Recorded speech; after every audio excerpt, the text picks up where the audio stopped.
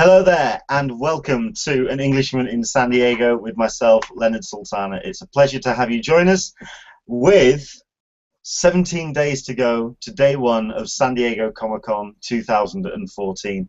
It is the 7th of July 2014, and we have ourselves a lovely array of guests who have joined us. We'll very quickly introduce everybody and get everyone into the Hangout and say hello. Right, let's go across the board, and first and foremost, let's welcome Alyssa from the friendsofcci.com forum. Hello there, Alyssa, how are you? Hello, I'm fine. How are you? I'm fine, thank you. How are preparations going for you? Busy. Just we're the big threads on the forum this week are what you can do today to get prepped for Comic-Con, and we're also kind of segueing into a rambling thread, which more goes into the anxiety of, oh, what should I pull for my comics? I can't find my blank. Oh, yeah, my cosplay. I need to still get. The weapon, I still need to finish my weapon, or so forth. That's the big thing. Oh, wow. It is that kind of thing where I did actually, I was posting something on my website, and I decided to just very quickly check the site for the quality, and in the right-hand side of my site, it actually has a countdown, and when it said 2 weeks and 2 days, I had to have a moment of pause. It's just getting awfully close at this point. So yes, absolutely. I can imagine a lot of people like that. Yep, 2 weeks from tomorrow, I will be on the plane. Yeah. To come to Comic-Con, San Diego. Let me think. 2 weeks. Yeah, 2 weeks and a day. I think. Yep. Yeah, is for me. It's a week and a day. Week and a day. I'm there the week before. I'm in San Diego the week before. Oh, nice. No, fantastic. We are going to also introduce Joel, but Joel, I think you're going to have to unmute the microphone from your end, because for some reason it does seem to have. I can't seem to unmute it from this end, so just so people can kind of like have a quiet intro. However, we do have, like I say, a couple of new people who have joined us, and this is somebody I've been trying to get onto this Hangout for some time, and it's a pleasure to finally have us join us. We've got Kyle from the TF-Review. Hello there, Kyle. How are you, sir? Oh. Oh, Kyle is muted. It looks like it. Yeah, this is where the computer is now completely. Oh, come on, please. It's just technical issues left, right, and centre today. Okay, tell you what, let's see if Joel has joined us. Hello there, Joel. Hello, can you hear me? We can. Kyle, I'm coming back to you. Try and unmute your phone, or unmute your the details. I'm not entirely sure how on earth it's done that, but we will give that a go, and we'll try that again. But okay, like I say, we do have some people who have joined us for the first time on Hangout. Thank you very much indeed for joining us. Joel Meadows. Now, hello. Joel is somebody who I've spoken to primarily on Twitter, and also in regards to various UK cons and UK comics news, because if there's one thing the guy knows, it's comics. Do you want to tell us about yourself and about your background and why we've invited you onto the Hangout today? Well, I've been doing Tripwire scarily for 22 years now, and as well as being editor-in-chief at Tripwire, I've also written for Comic Heroes, SFX, Time Magazine, Variety, Empire, and a number of other places, so I guess I've done this for a hell of a long time. The reason why I wanted to invite you on is certainly for comic news, and I do know that you've done your best to get some news, especially about some things that are happening at Comic-Con. So do thank you very much indeed for that. Right, so yes, the one person that you may notice is missing from our roster is somebody that we did kind of like put as the headline guest for this particular Hangout, which is Ryan Penagos from Marvel. Now, the downside to the internet, of course, is that every once in a while someone will have other things happen or just not answer his invite. Now, I've tried to contact Ryan on the internet, on social media, and on email in the preparation and the run-up for the Hangout, and he hasn't gotten back to us yet. Now, this may be a case of he's a big sports fan, he likes his wrestling, he likes his football, and he may be interested in the tennis. Here in the UK, it's Wimbledon week, so it's very possible that he may be watching the men's final and then sort of like going, oh, yes, I had that Hangout thing I was going to say I was going to do. So who knows? He may join us very soon indeed. Let's try again and see if we've got any sound from Kyle. No, we've got no sounds. We've got no sound. Tell you what we'll do is that the invite will still stand. I think he can hear me. Can you hear me, Kyle? Yeah, he can hear me. What I'm going to do is leave the Hangout, hang up, and join the Hangout again, and we'll go from there. Yeah, I think we'll try that, and we'll try and get, because the one thing about that Kyle really is absolutely an expert on is he knows his exclusives and he knows his collectibles. He actually goes to Comic-Con with a member of the SDCC unofficial blog, and is one of the roommates, and apparently it's Kerry Dixon who he roommates with, and apparently he often comes back. Kerry's doing all the panel coverage and all the bits and pieces with the television, and comes back to the room to find on the bed and in the room and in the corner just piles and piles of exclusives that he's laughing. There you go. He's laughing away. He completely agrees. So yeah, Kyle, if you want to hang up and leave the Hangout and then rejoin, if you can. I think he's going to try and work out how to do that. There you go. So hopefully we'll get Kyle back and we will try again. However, we are going to go over to Alyssa. So this could be a really short Hangout. But we will go to Alyssa first with the news in terms of what's been talked about on the forum over the last 7 days. Like I said earlier, we're getting a lot of people who are in rush to get prepped and ready and packed for con. Most people, I find, have been doing some packing beforehand.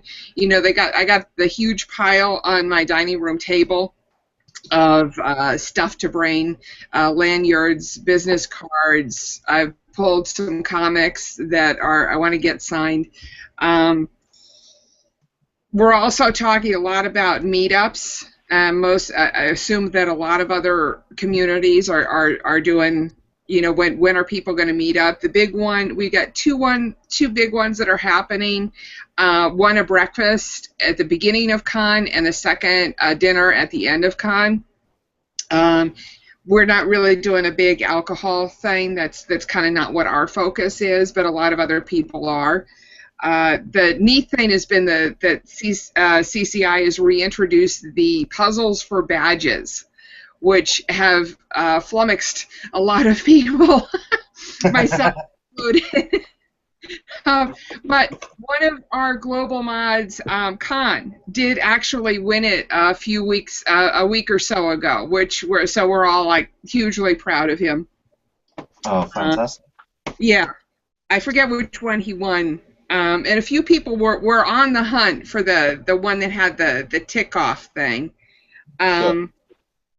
Then we're kind of getting a few people that are doing the last-minute housing rush. They're like, I don't have a hotel room. I need one for 4 rooms. Or like the guy on one of the comic book sites who said that he got scammed. Yes. I read that. Right. And it's the Brit as well. I'm trying to remember I think it was Bleeding Cool. Yeah, I read this. So, do you know the story about this? I think what happened was he saw an advertisement on Craigslist, responded to it.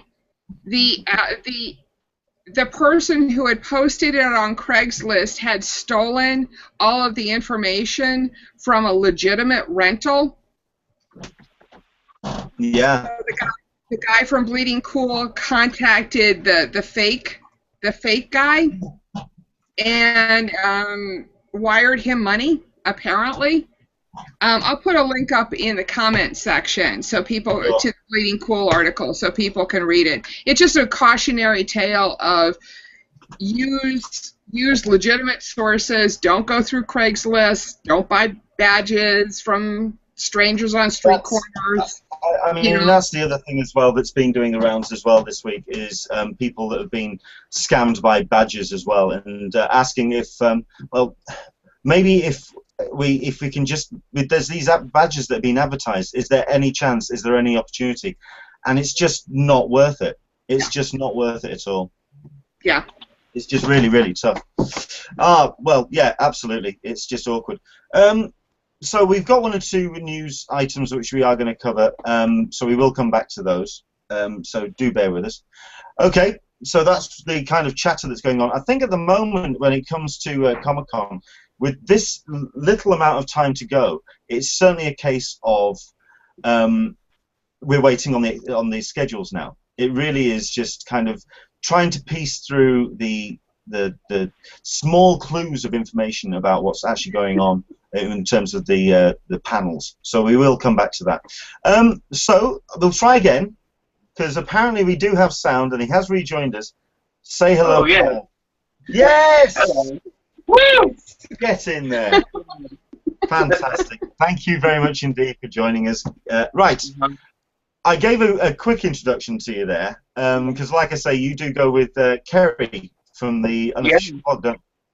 How many times have you been to Con now? This is going to be my third year actually going, but I've been getting exclusives for a couple years now, that well past that, you know, through friends or having people go.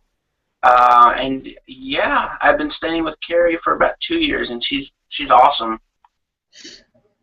The one thing I like about Kerry is she is as enthusiastic as the rest of us, but she really knows how to analyze and look at Comic-Con. So it's interesting to have the idea of the pair of you, because she's very much into her television and her films and her pop culture, and then you've got the exclusive. So you kind of like, I can imagine the hotel room is very interesting at the end of the day when you've got that kind of the two worlds joined. It's very, very cool.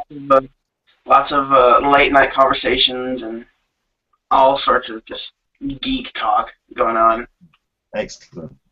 Right, so like I say, we were hopefully going to be joined by Ryan Penagos, and we have tried to be in contact with him again. You never know, he may just join us at some point throughout the course of this conversation. I hope he does, I really do.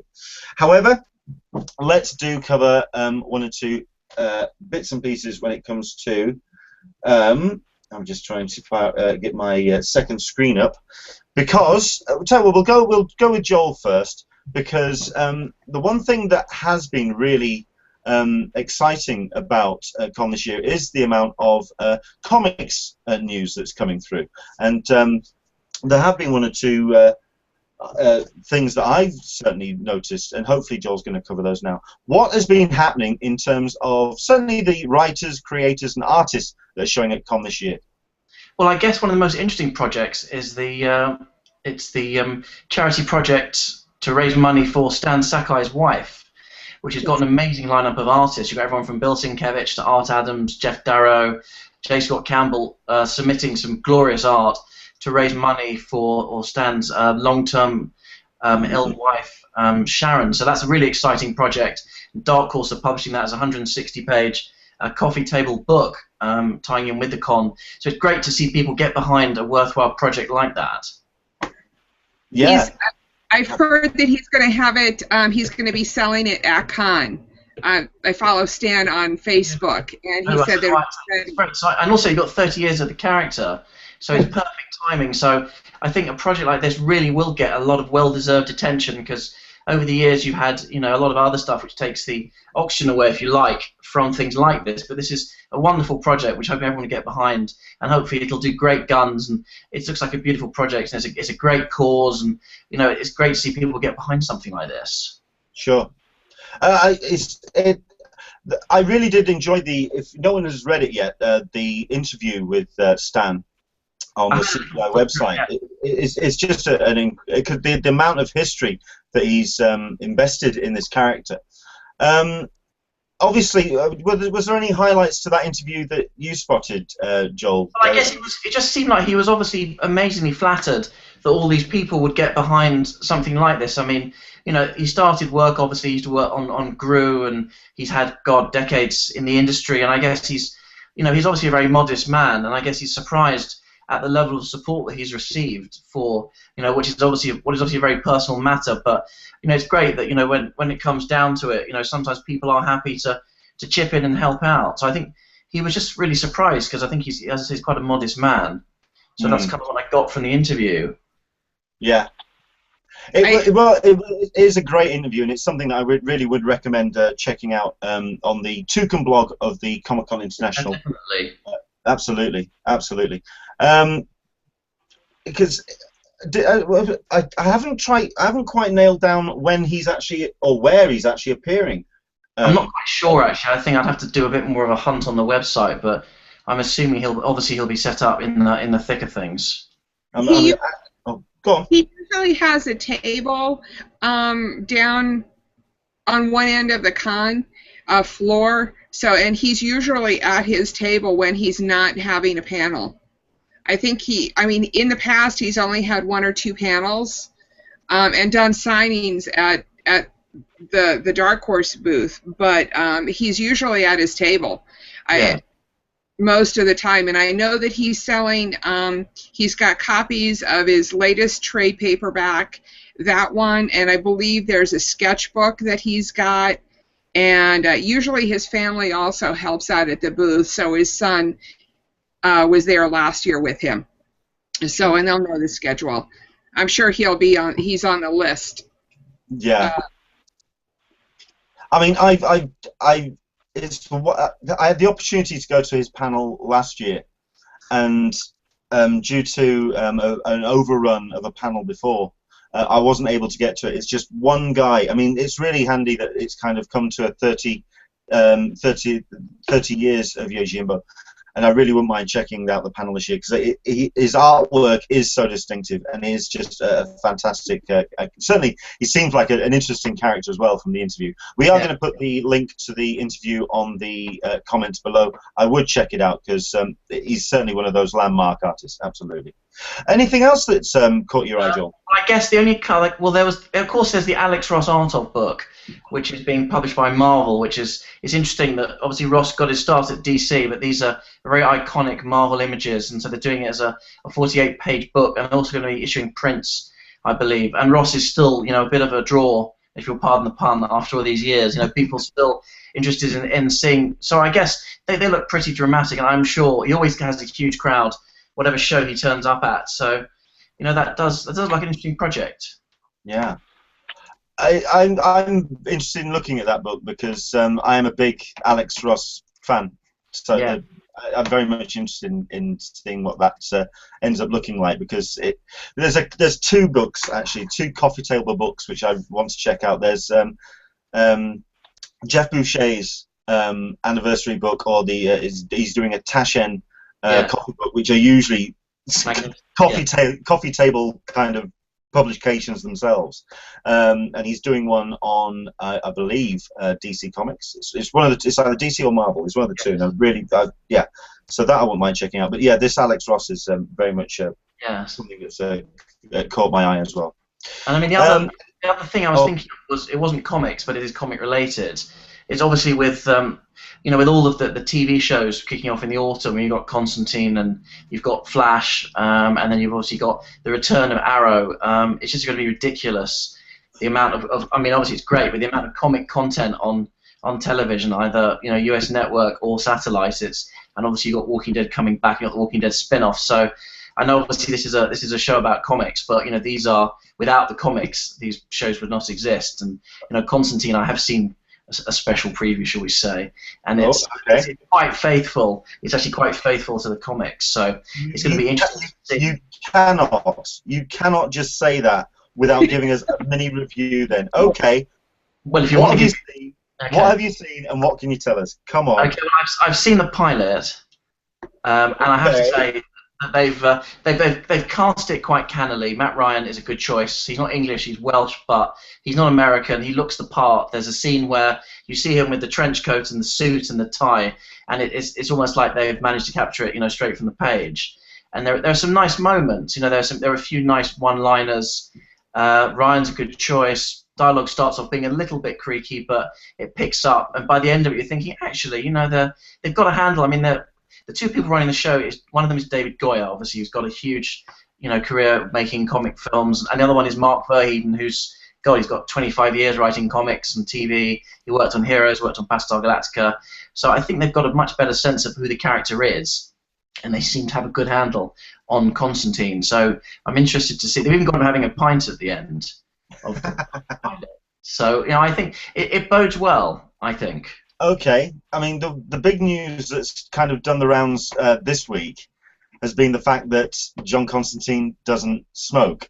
Yes. Is that because well, I think that's integral to the. No, I agree. Is that the weird thing is they've given him his lighter, and why do you walk around unless you're a complete twat, basically? Why'd you walk around with a lighter if you don't smoke? Unless it's going to be some way of him picking up women or something in the I don't know. But it seems a bit silly. It's crazy. It is an integral part. There was a story where he got lung cancer. I mean, blimey, it's a major part of who he is. But maybe they'll revisit that. Maybe they will rethink later on in the series. Sure. Excellent. Well, I mean, I'm interested in seeing that, and that you've certainly whet my appetite, and yeah, I'm very interested in that show. Cool. Anything else that you'd like to cover very quickly, or? Well, I mean, obviously it's still early days. There will be other big announcements, and actually, the other thing is, I noticed they just leaked. Kevin Smith unofficially leaked DC slate of comic movies for the next 3 or 4 years. Unofficially, he's talked about 10 or 11. I mean, let's see how true it is, but I think they will have to try to compete with Marvel. So they're talking about things like a Flash Green Lantern film and obviously, after the Batman, Superman. So we'll see. I mean, they will have to kind of pull their finger out a bit, I suppose. But I'm assuming they'll announce something. Well, I don't know if anyone else has seen this as well. I mean, I'm certain there maybe have been some chatter about this on the forum as well, Alyssa. In regards to, there's the rumor going around that Kevin Smith was actually hired to write a full Batman versus Superman script, which would then be leaked as a diversionary tactic to the actual script for Batman versus Superman. And if you hear word that Kevin Smith is also doing a television series as a sideline of, it's all smoke and mirrors. Mr. I love it. I love all this. I love, because there's something we're going to be talking about in a bit, which is regarding Marvel. Because hopefully we're going to have Ryan join us from Marvel, and hopefully we're going to try and get some tidbits out of him. But it's all, like I say, it's all smoke and mirrors at the moment. So yeah, thank you very much indeed for that, Joel. Which brings us on to somebody who's kind of like sat there and thought, okay, when's he going to talk to me now? We're talking to you, because we've got ourselves some pictures as well, and we want to talk about some exclusive news that's kicked in this week. All right, yes. Yeah, there was Comic-Con released the official list of exclusives on their website this week, and it's got the whole list and tells you the booth and gives you a nice little description, a picture, and a couple of them specifically caught my eye. A lot of them, and my wallet is hurting right now. Well, let's have a look at the ones that you've picked out for us, because on the screen right now we have got the Black Ranger. Now, right. Who's this from, and tell us a bit more about it. Well, this is from Bluefin Kamashi Nations. This is going to be at their booth, and it's basically based on a character, the Armored Black Ranger, which appeared in one episode of Power Rangers for about 2 minutes. So this is something that, like, no one thought would ever see a release. So a lot of Power Rangers fans, completionist Power Rangers fans, are really, really going to want to pick this up because it's so, like, specialized. No one even thought it was going to exist, and it's going to retail for $44.99, and it's part of the SH Figure Arts action figure line, which is kind of one of the higher-end 6-inch scale action figure lines, and I think it's going to be awesome. It is a very nice looking. It's very articulate. That's what it's specifically known for, is their articulation. You can get them to do pretty much whatever you want. I mean, you can have them like sit on the toilet and read a newspaper if you wanted to, and they'll look great doing it. Okay, well, there's a mental image I didn't really need for a Black Ranger, but okay. Okay. So, like I say, we've got a couple of the images that you've wanted us to pick up. Actually, very quickly, we have got somebody who is going to be disappearing, because, like I say, we've got Wimbledon happening at the moment, and I do know that Joel is wanting to go off and watch the very final section of that. So we'd like to say thank you very much indeed for joining us, Joel. My pleasure. Thanks very much. Not a problem at all. Take care. Speak to you. Well, hopefully we'll speak to you soon in San Diego. Definitely. Take care. Take care.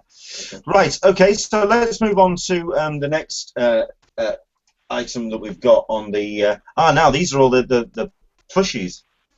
Let me just see if we've got that coming up on screen. There we go. Now, what is that? I cannot see it. Let me see. Oh, all right. That's one of the... Let me see. I just have a limited preview because I'm on my phone. Let's see if I can go on. I'm just trying to pull up the description so it's a bit clearer for you, but I've actually got it minimized onto another screen, so bear with me. It's a blue, kind of like butterfly kind of thing. Is that looks like My Little Pony, doesn't it? I think it's one of the Blizzard exclusives. Yeah. You're talking about the Nether Fairy. The Nether Fairy. Dragon plush. Yeah. Yeah, it's one of the many Blizzard exclusive that was announced this week. Blizzard sort of did a really big reveal that got a lot of their fans really excited. And I sent you a couple other pictures talking about the Blizzard reveal, and they're really focusing on kind of cutified versions, I guess. I don't know if that's a word, of their characters. And people are loving it based on what I've been hearing. But yeah, that is the Nether Fairy Dragon plush. It retails for about $35, and yeah, you can find it at the Blizzard booth. Stunning. Because we've got that. We've got yeah, another one of the plushies there. I'm trying to work out what this is just, yeah, I'm just trying to get it so it's on screen so everyone can see it. Do bear with me. Yeah, that's the Kerrigan pop vinyl. A big pardon? That's the Kerrigan pop vinyl. That is, one of the many pop vinyl figures that exist. Kerrigan's a character from StarCraft 2, and a lot of people are happy that she finally has her own little pop vinyl figure, and now they're hoping that this is going to spawn into like a full StarCraft Blizzard pop vinyl line, because Blizzard fans are diehard. They are diehard fans, and that would be awesome if they did a full pop vinyl line for StarCraft and World of Warcraft and all sorts of fun stuff. Cool. And that's going to be $15 at the Blizzard booth. Okay. If you can see that as well. Yeah, that's the cloaking Zeratul. It's sort of like a super deformed character. I believe he's from StarCraft 2 as well. Yeah. And he retails for $18. He's just, again, another cutified version of what is normally a very menacing looking character. And yeah, something very scary but kind of cute. Yeah, you should definitely pick that one up. Cool. Its actual description is cute but deadly. Excellent. That's one of the ones my son's getting. Yeah. He's making his list, and that one and the other, the pop vinyl Kerrigan. Mm-hmm. is definitely on his list. The Hasbro list with the Creo minifigs. That's high on. The class of '84. Yeah. That's gonna be a great set. I know a lot of people that want to buy a whole bunch of them. How many have you seen have you seen any more announcements from Hasbro, and what are you interested in? I have reason to believe that Hasbro is going to make another one final announcement, because last year they did the the Magic the Gathering set that was just this massive hit that they weren't expecting. And it seemed like everyone that was making a purchase was getting multiple of these things, because they're just so hard to come by now, especially limited edition cards like that. I have reason to believe that they're going to do something similar this year. And they also haven't announced a G.I. Joe exclusive, and that's something they also do every year. So I believe that there's going to be a G.I. Joe exclusive. Because it's something I didn't know. Aren't they done with the crossover G.I. Joe Transformer crossover pieces? Was that a limited? Last year was the Jetfire crossover, and they said that was going to be their last one. It was just going to be a trilogy. So yeah, they shouldn't be doing one this year. It should just be more of a pure G.I. Joe exclusive. Okay. What am I looking for the most, from specifically Hasbro or from any of the booths? Oh, what excites you? What excites me? Oh gosh, the entire exhibit hall excites me. I'm like a kid. I'm really looking forward to. I know this set got a lot of flack, but it's called the Rock of Unicron set. The Transformer set where all of the characters look like rock stars from the 80s. Yeah. A lot of people are like, I love this, but I hate it. But I personally love it because of its novelty value, not so much because it's something I want to, be a hardcore Transformers, nitpick at everything. The novelty value to me is worth the somewhat inflated price. So that's what I'm really. I quite like the look at. We talked about this about 3 weeks ago when it actually got announced, and I still maintain that it's one of the most. It's right up there with Guardians of the Galaxy for me as one of the most bizarre things at Comic-Con this year, purely because you've got this box set, this Transformers 80s hair metal kind of arrangement. When it's also got a piece of vinyl in there, apparently, and we're now living in a generation which doesn't even know what vinyl is, and it kind of like it's very, very surreal.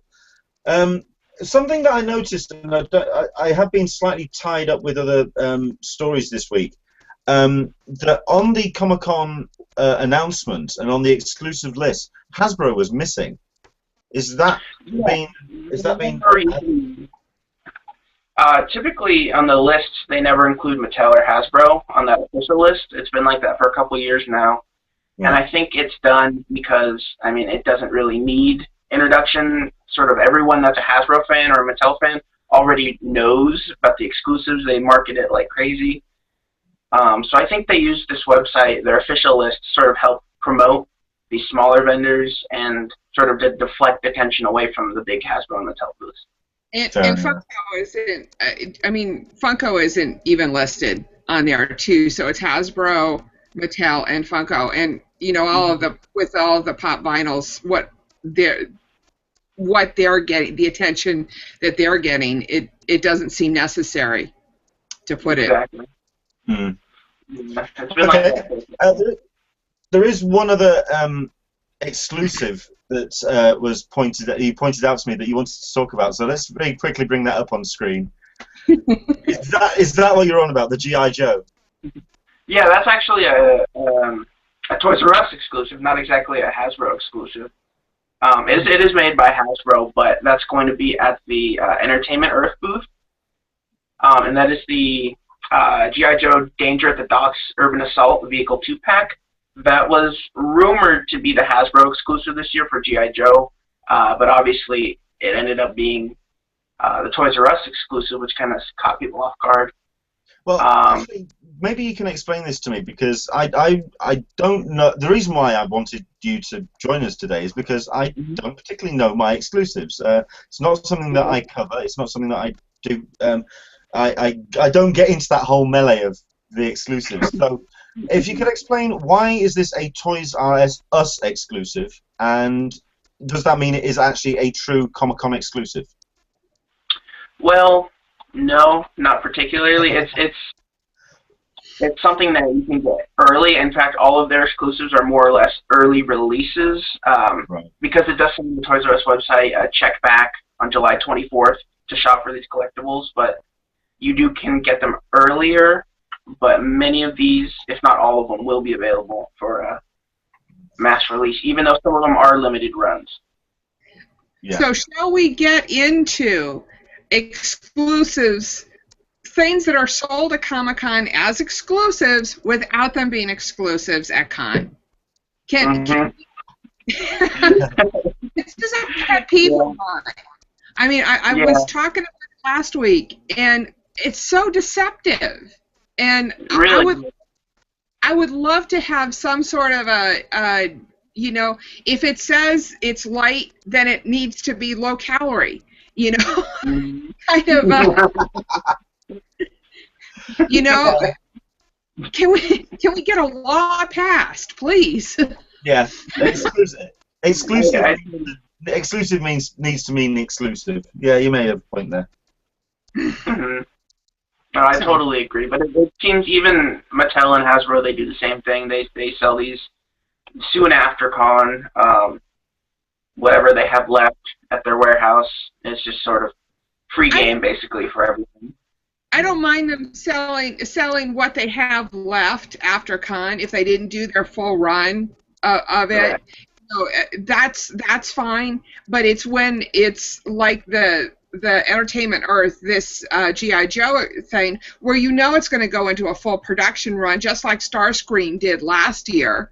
With the Masterpiece series, which is fine, but just don't sell it as an exclusive at con. Yeah, they do. They completely market it as an exclusive, I think, just to help boost sales, basically. Yep. But yeah, I mean, they're still very cool.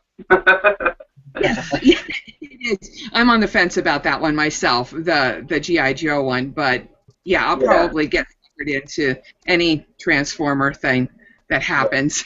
So do you collect the pop vinyl? What's that? You collect the pop vinyl? No.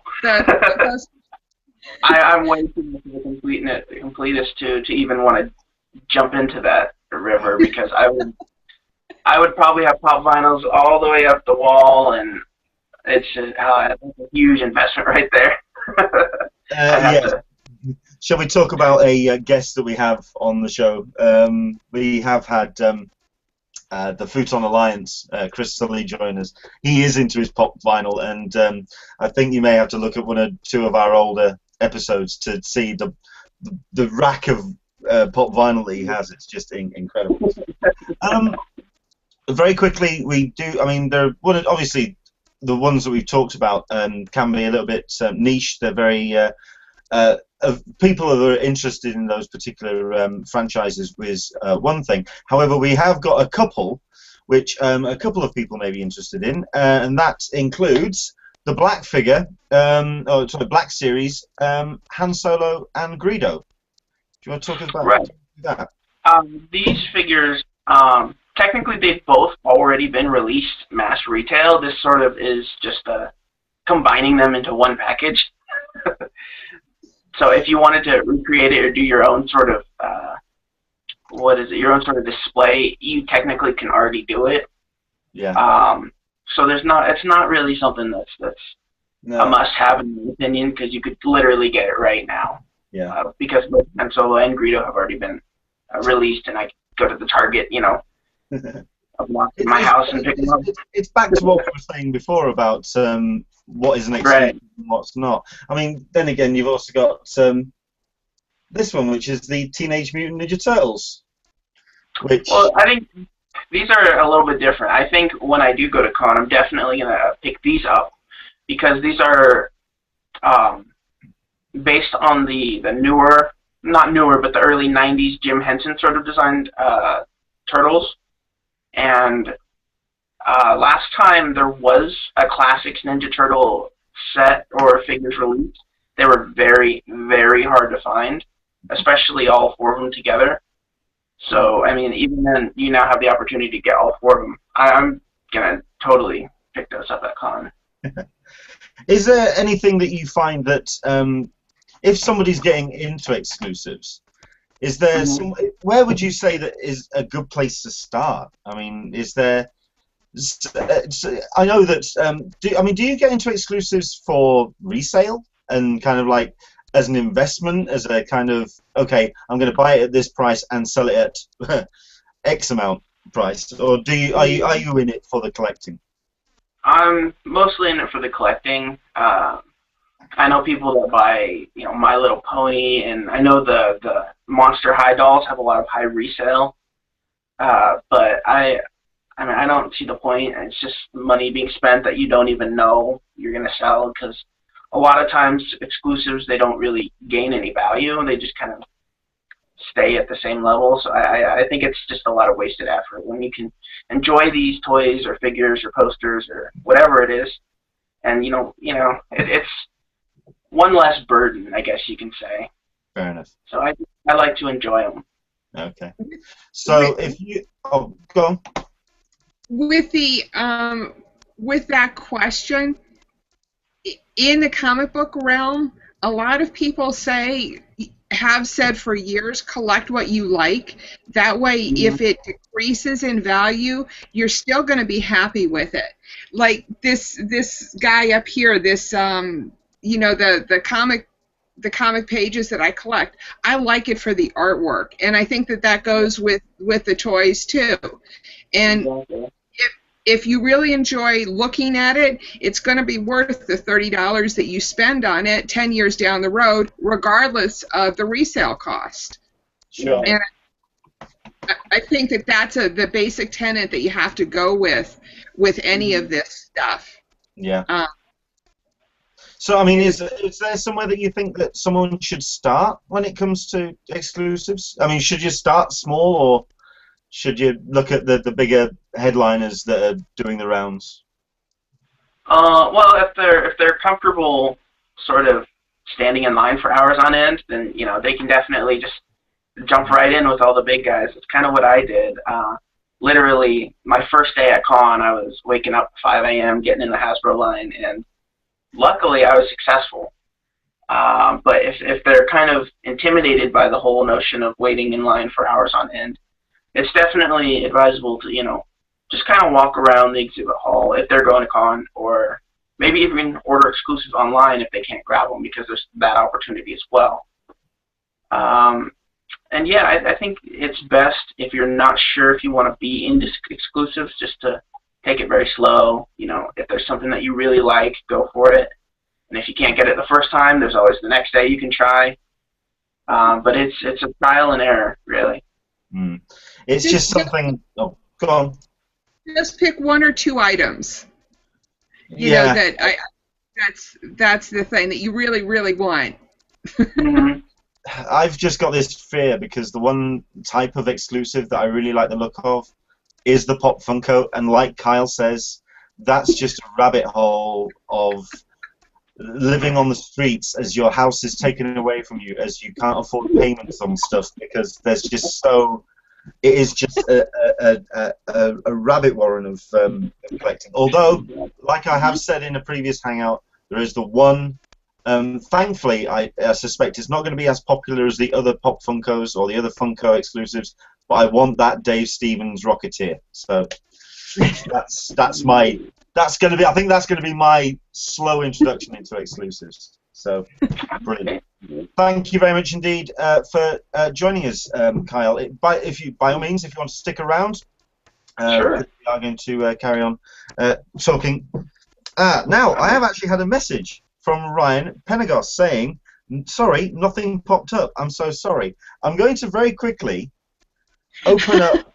I'm going to try and see if we can get him on. I know.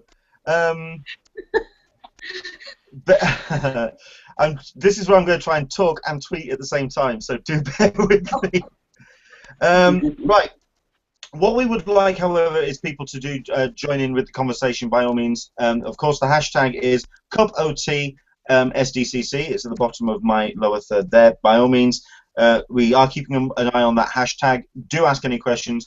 If there's anything as well that you want to talk about, we're going to. I didn't want to. I've been doing in previous Hangouts where I've been kind of going back in time in the conversation and going through everyone's Q&As and kind of tripping over ourselves. We're going to do all the Q&As in one go in a second.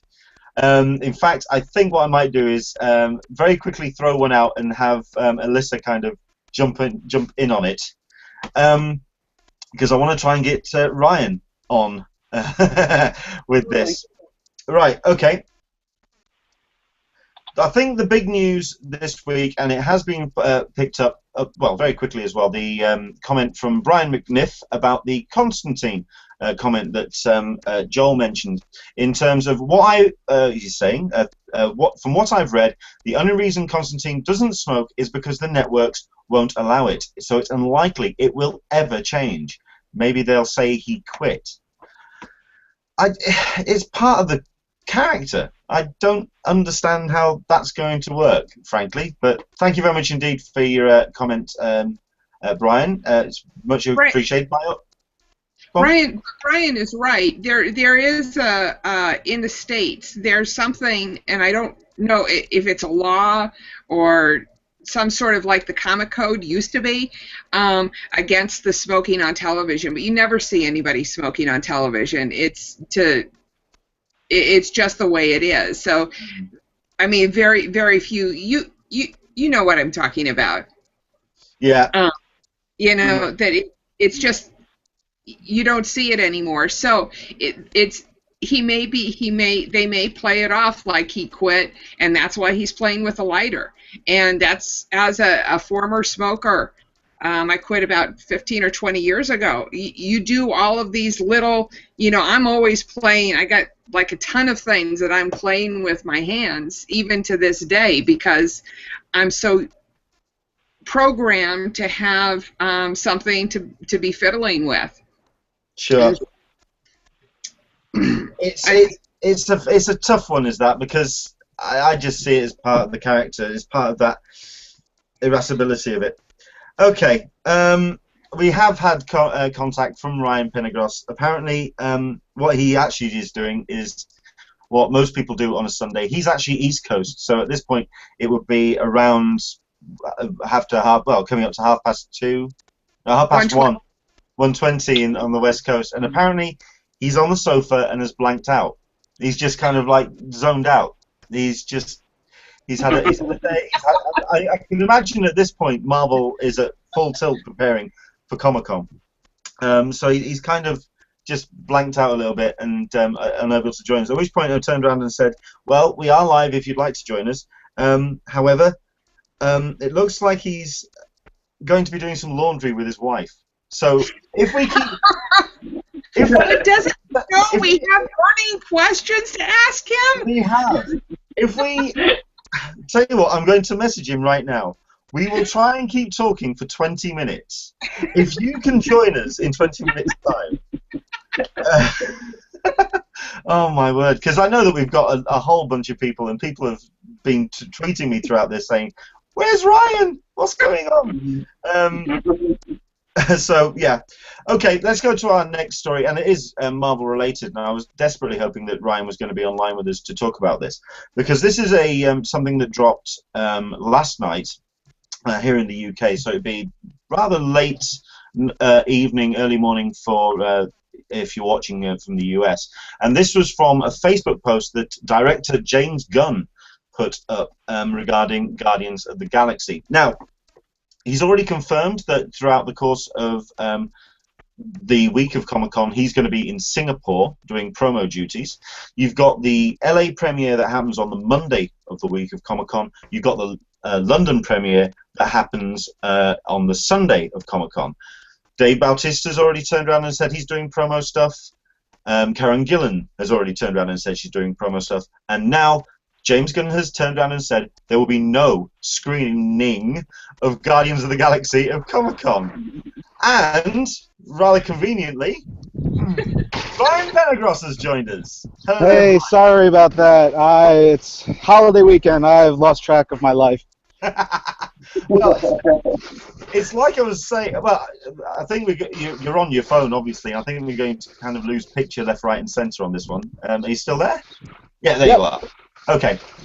We won't. I know that you've kind of got some things to do today, then, so we won't keep you too long. But we do have a number of questions. Yeah, we're talking about Guardians of the Galaxy and James Gunn's announcement that he won't be at Comic-Con this year. So it kind of makes the question then about what presence Guardians of the Galaxy is going to have at Comic-Con beyond the banners, as it were.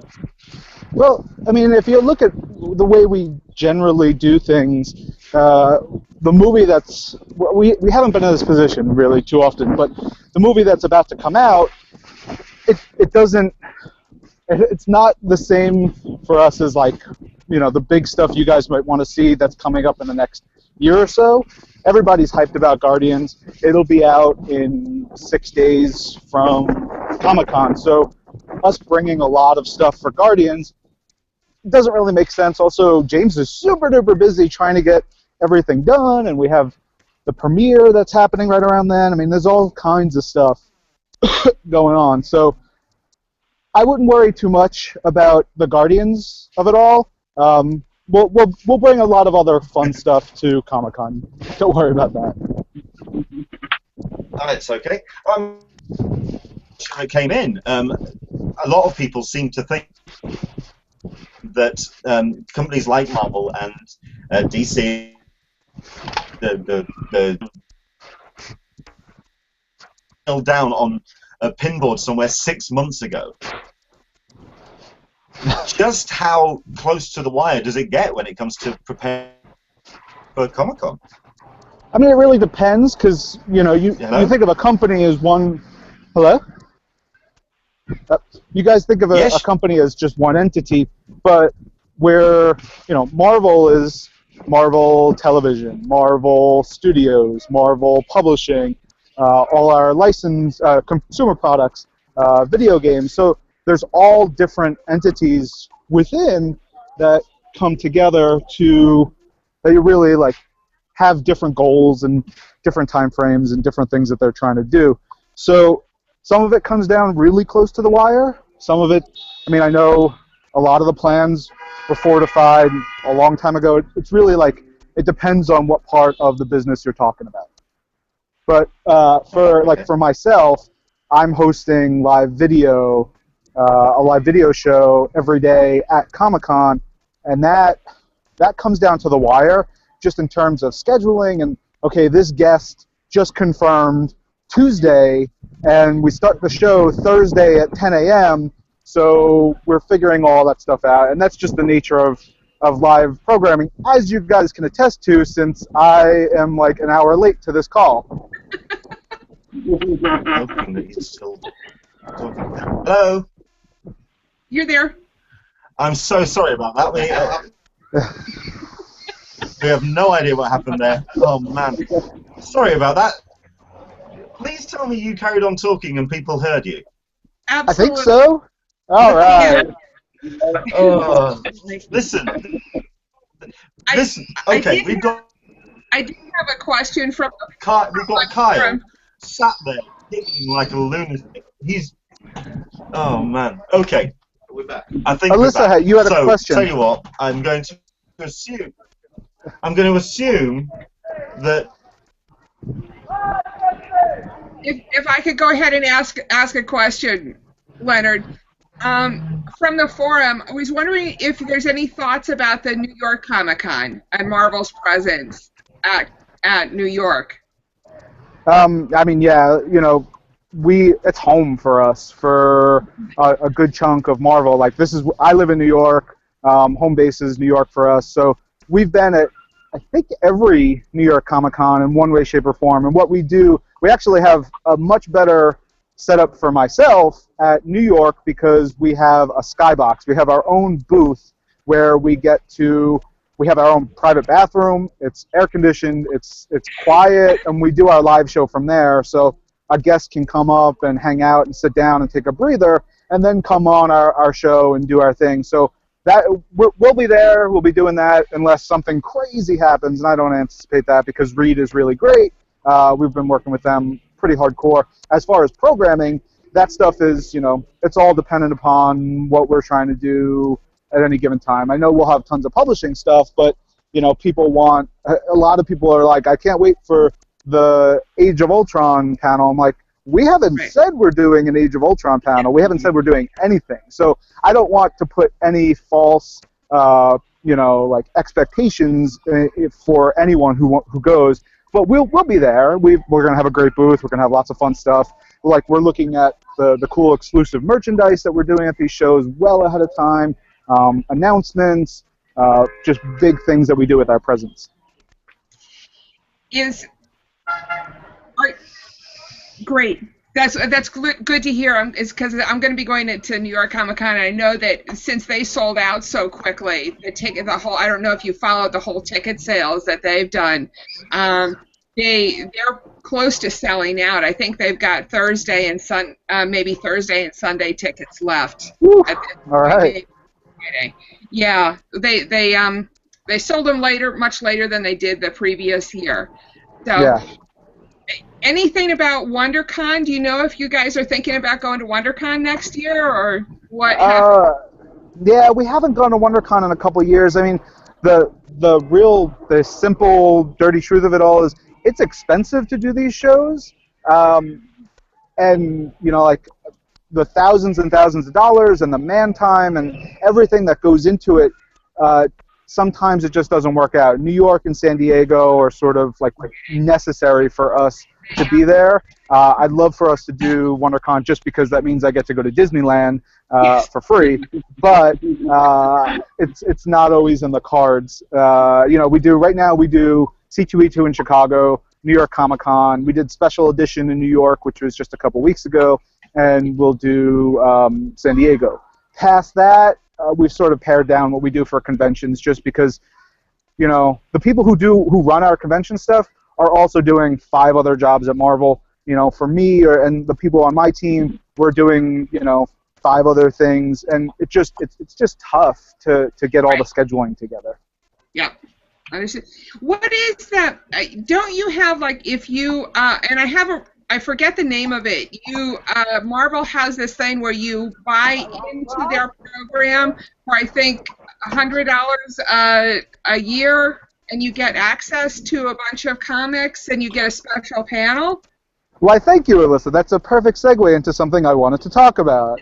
That's Marvel Unlimited Plus. So we have a digital subscription service for our comics library, our archive. It's 15,000 plus comics that you can read on the computer. We have apps for Android and iOS, and so the base tier, which is something like $69.99 a year, rather, gets you access to all those comics, and it's great. I use it for research. It's necessary for me and pretty much everyone at Marvel. But the Plus tier is $30 more per year. You also get a special collector's box that comes with, the first one we did came with an exclusive Ultron figure, which I think someone said they sold on eBay for like $200. So they already made their money back twice, which was crazy to me. They came with exclusive comics, an exclusive comic that came in it, and then it gives you a bunch of perks. So at the conventions and at San Diego, we're going to have 2 opportunities for Marvel Unlimited Plus members to see stuff and do stuff that we are not offering to anyone else. So at the conventions I go to, I host a Marvel Unlimited Plus panel, and I bring exclusive artwork for comics that we haven't shown anywhere and we won't show anywhere. I bring stuff from Marvel Television that we haven't shown anywhere, and usually I bring something from the movie side. I've shown Ant-Man footage at 3 of these panels now, And I think we'll have some really great stuff coming out for the San Diego one, which will be on Sunday of San Diego. Funny enough, the day after what would normally be our big Hall H panel. So if we do something there, I would anticipate Marvel Unlimited Plus members getting a chance to see it, even if they didn't make it into Hall H. But who knows if we're going to do any of that stuff. All that said, Plus is like the best thing that we can do. We're going to have another event for one of our video games that we're just going to let Plus members come into. It's pretty great. Which kind of begs up. Okay. I'm going to jump in very quickly on this then. Sorry, I had a couple of technical issues there. I do apologise. But seeing as I have had technical issues and I'm getting a little bit tied up and frustrated with things dropping out, in which case I'm just going to be bullish and ask then, because you've just turned around and said the possibility of the Saturday panel for Hall H. Is that happening then? Is it happening on Saturday? Who knows? We'll have to wait and find out. Traditionally, we do it on Saturdays. If we do it, I can't imagine us not doing it on a Saturday. That just seems like the best day. But right now, I have no information to share with you guys. Sorry. Oh man, that's as good as it gets. You know what? I think that's as good as it's going to get for me. I think that's pretty good. Okay, I mean, I like I say, I did drop out a little bit there, and I weren't able to cover the full conversation. But I did want to talk about. I mean, what do you do at con? I mean, because the reason why I wanted to bring. Can I hold on 1 second? I just got to go tell my wife that I'm standing outside on this call.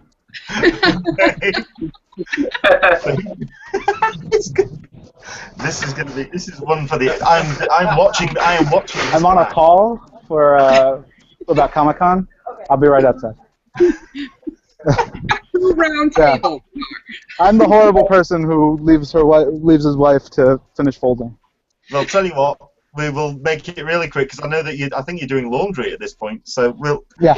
Your wife is probably hating my guts at this point. So make this really quick. Yeah. So I mean, what do you do at con in terms of? I mean, because the reason why I wanted to invite you onto this hangout and also people that exhibit at con is kind of like that line between you enjoying yourself at con and actually kind of doing work, as it were. Yeah, someone asked me how many years I've been going to Comic-Con, and I think I tallied up to 9. This will be my 9th time at Comic-Con, and I've never been as a fan. I've always worked. I went twice with Wizard, 2 or 3 times with when I was an editor for Wizard magazine, and then I've been going with Marvel since 2007. So I don't know what it is to go to Comic-Con as a fan. I just know, I'm going there to do work in one way, shape, or form. And it's fun, but, it is work. It's 5 straight days of a lot of work, a lot of scheduling, a lot of wrangling people, talking. I host, myself and a couple other folks at Marvel, we host Marvel Live, which we stream on YouTube and from Marvel.com, and it's, every 10 minutes we have a new guest, from people who make our video games to people who are in our television shows and movies and celebrities, and we've had the cast of Teen Wolf because, I don't know, why not? And we'll get wrestlers, and pretty much we book up as much time as we can with as many people. We'll record some of our panels, and we'll show some panel footage in between all that stuff. So that takes up a good chunk of my time. Additionally, we're also live blogging every single panel that we do to make sure that we can provide up-to-the-minute information. And I'll go to a couple of those. I make sure that, being in the position I'm in, I'm able to choose what I want to go to. So I go to, like, the video game panel. If we have a television panel, I go to that. If we have a movie panel, I go to that. If we have a big publishing panel, I go to that. It's great, it's fun, and it's another way that we interact with the fans. So between all that takes up a good chunk of my time. And, I send out crews to go tour our licensee booths, so they'll go do something with Lego, they'll go do something with Hasbro, they'll go do something with Sideshow, they'll go do something with the video games, and we'll put all that up on our stream, and it just gets to be crazy. Well, I mean, that's when we go as fans, I mean, we kind of like have very little sleep in terms of just generally queuing up and doing the lines and things. How much sleep do you guys get? I've long since pushed past my party days. Like I don't care for the bar scene and hanging out and getting drunk and gossiping. It just doesn't it doesn't do anything for me. So I tend to go to sleep relatively early. I'll go to private parties and stuff like that with some friends, but then crash out by 10 or 11, so I'm fresh and ready to go in the morning, and get plenty of sleep. I don't have the luxury anymore of I have to be on camera so much and I have to talk so much that I can't waste myself away by not sleeping and partying all night. Does the wife go? She hasn't been yet. She's teaching a class this summer, so she can't go this time. I was trying, but not this year. So this is why right now inside the building she's going, okay, you're talking Comic-Con stuff now. This is a Sunday. This is supposed to be our day. What the hell? Oh, yeah. Exactly. So, yeah, it sounds like a full schedule for yourself. Is there anything that you can tell us at this point about what we can expect as fans? Is there anything that you can tease us with? I mean, it's tough because we haven't made any of our announcements yet. We'll within the next 2 weeks, just simply due to time, and we have to. We will be announcing here's the exclusive merchandise we're bringing, and here's our panel list. I have a list of all of our publishing panels that I've started to put together for the website and for what we're going to do on social media. But we'll get there. There's a lot of cool stuff. There will be a lot of fun surprises. The Marvel booth, since I've been there, has gotten bigger and bigger and more important to just the floor of Comic-Con. I remember the first year we didn't have a stage, but we had this unveiling of the Iron Man and the Ironmonger suits, and Robert Downey Jr. and Jon Favreau come out, and we had a good crowd, but if we tried to do that this year, it would be insane. People would lose their minds. So we'll have some fun stuff for our stage, for the booth, things that we're doing. We always do game shows and cool things. So we like to bring stuff that makes people really excited and have a lot of fun. Excellent. The theme of the booth is going to be awesome. Nicely dodged there, sir. I dodge these questions all day long. And your T-shirt. It looks what is that? Laughing Squid. Scott Beal, who runs Laughing Squid, is a buddy of mine. He's awesome. That's a great T-shirt. Yeah. Well, I mean, I decided to go. Did we lose? Oh, there we go. Civil. So excellent. Oh no! Oh. We'll just go on, Alyssa. Have you got? Sure. Got any more? No. Alyssa? Nope. Nope. Okay. We'll let you get off. You we'll seem just to have be one last cutting question in and from out. you then. Who me? Oh, okay. We'll just ask one last question then, Ryan. And it's come from the Google Plus page, and it is pretty much one of the basic questions, and it is favorite Comic-Con moment. Oh, can you hear me? Whoa. Yeah, I can hear you. The favorite Comic-Con moment, it's tough to pin down. I think the first or the second San Diego I did for Marvel, I remember we had Stan Lee coming to do a signing on the stage, and I was backstage, and I was like, oh my God, I'd never met Stan at that point. So I, crouched down. I was like, hey Stan, my name's Ryan. I'm the associate editor for Marvel.com, because this is a long time ago. And I said, I really appreciate everything you do, and just it's a great pleasure to meet you. Can I have your photo? And he goes, oh, that's great. I love Marvel.com. He's never been to Marvel.com, but it warms my heart. And pretty much every year I have a great Stan Lee memory. There's one year we had a stage, and we brought him up onto our stage for the live show, and it was 2 feet off the ground. And he comes up, he does his interview, he has a great time, and he jumps off the stage. He's 90 years old. He jumps off the stage, which is only 2 feet tall, but at his age, but he was a champ. He was great. I had another one where we finished the interview, and he was like, oh, that was a great interview. Thanks a lot, which he doesn't have to say. He could just be like, okay, bye, but really sweet. So they tend to all be with Stan Lee. The other celebrities, the other things, it's great. We have a lot of fun, do a lot of, there's cute stuff where we have wedding proposals that I think are always really sweet, the big moments for the movies. but for me, it's always been something to do with Stan. Oh, fantastic. You know what? I think the highlight of this entire thing, just for your time, thank you very much indeed for taking... I know that we kind of bullied you into it. No. I'm sorry. I just totally forgot about it. I woke up late. We had to do laundry, and I didn't see anything on my phone to remind me. And then I just checked Twitter while I was waiting at the laundromat, and it's all good. Well, you know what? It was absolutely worth it, if anything, for the Stan Lee impression, which I think was spot on. I think everyone should try. I appreciate it. I think everyone should try a Stan Lee impression. I'm certain everyone's got one, but you pretty much nailed it on that one. Excelsior! There you go. Fantastic. Ryan, thank you very much indeed for your time. I know that we've kind of taken up a little bit of your Sunday, so we'll let you get off. Thank you very much indeed, and we'll see you in 2 weeks' time. Thanks a lot, guys. Take care. Thank you. Brilliant. Thank you. And this is where he hangs up his phone. Brilliant. We got him. And we got a little bit of him. That was fantastic. I knew that we weren't going to be getting... He broke the internet.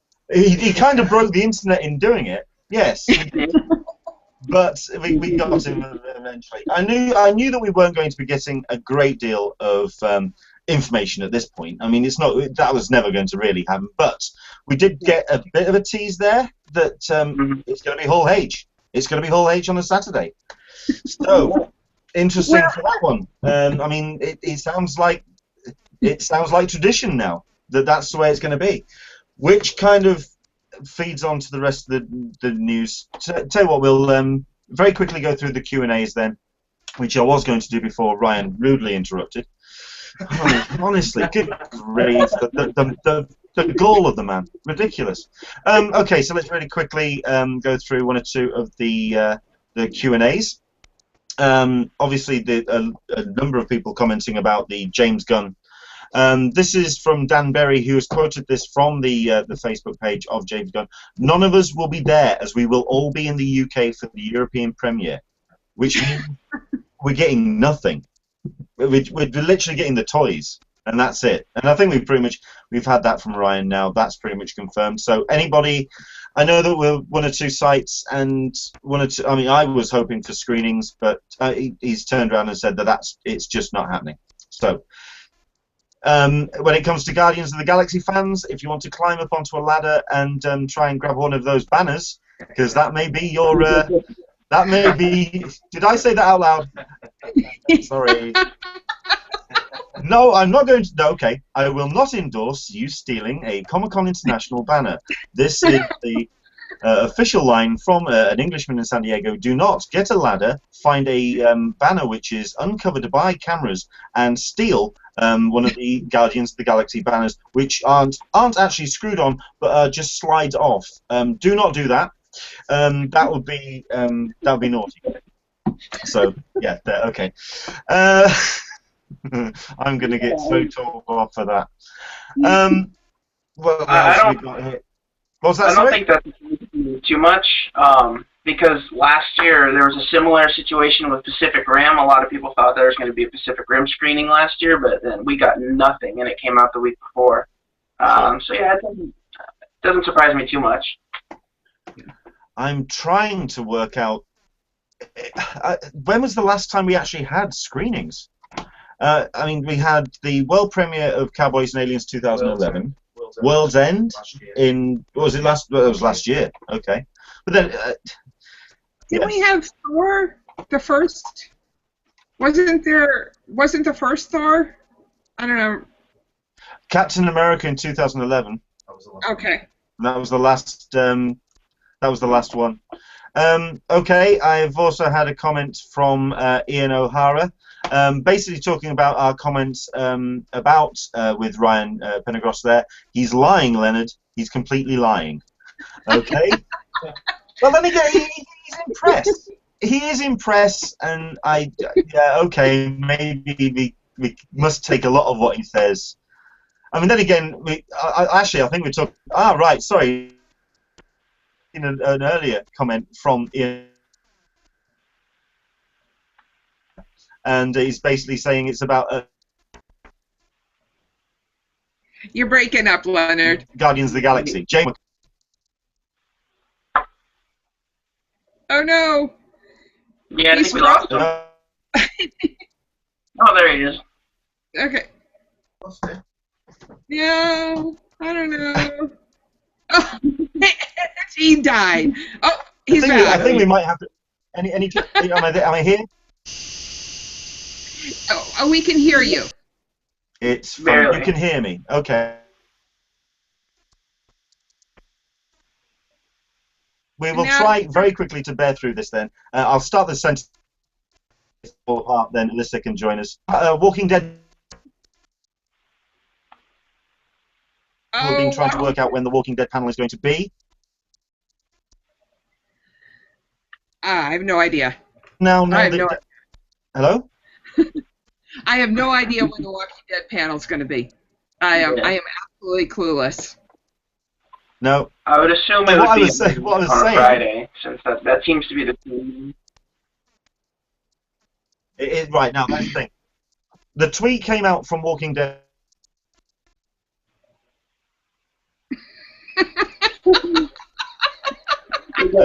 Online on Saturday, on the 25th. Oh. So, you broke up a little in the middle of that, so I'm going to assume that you're talking about the a trailer dropping on Saturday, which would lead me to think that that the panel might be on Friday to give them the preview of that trailer dropping to the general public.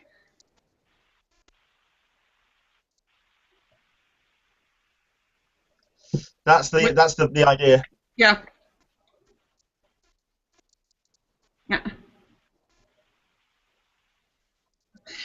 I really kind of liked what Ryan was talking about. I have to admit, I'm seriously considering doing that Marvel Ultimate Plus. Mm. That seemed like I was thinking about doing that at C2E2, and I thought, and it seems like it's a great idea. I would love to have. And I was going to kind of ask Ryan if I could have, like, exclusives, any little freebies. Right. Yeah. Yeah. Marvel tour. You really pitched it well.